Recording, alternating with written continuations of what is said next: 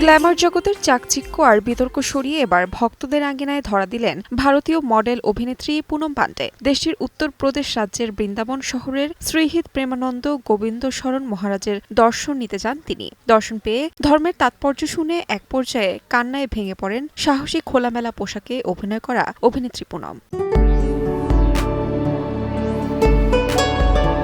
পরনে সম্পূর্ণ সাদা রঙের পোশাক, চুড়ির সাথে মাথায় চন্দন আর সিঁদুরের তিলক। এমন বেশে বিতর্কিত একটি ভিডিওতে অভিনেত্রী পুনম পান্ডেকে দেখা যায়। ভাইরাল হওয়া ভিডিওটিতে দেখা যায় কপালে তিলক পরে সাধারণ পোশাকে মহারাজের সামনে বসে আছেন তিনি। প্রবচন শুনতে শুনতে হঠাৎই আবেগে ভেঙে পড়েন। মাঝে মাঝে তাকে হাউমাউ করে কাঁদতেও দেখা যায়।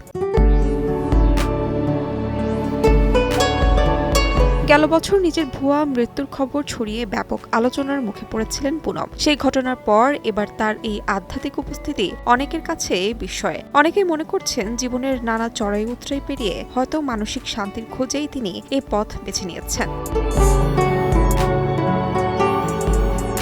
বৃন্দাবন সফরে তিনি দর্শন করেছেন ঐতিহ্যবাহী বাকে বিহারী মন্দিরও। আশ্রমে কাটানো সেই মুহূর্ত এখন সোশ্যাল মিডিয়ায় আলোচনার কেন্দ্রে। পুনমের এই পরিবর্তনের প্রশংসা করেছেন নেটিজেনরা। তাহমিনা তন্নি, সময় সংবাদ।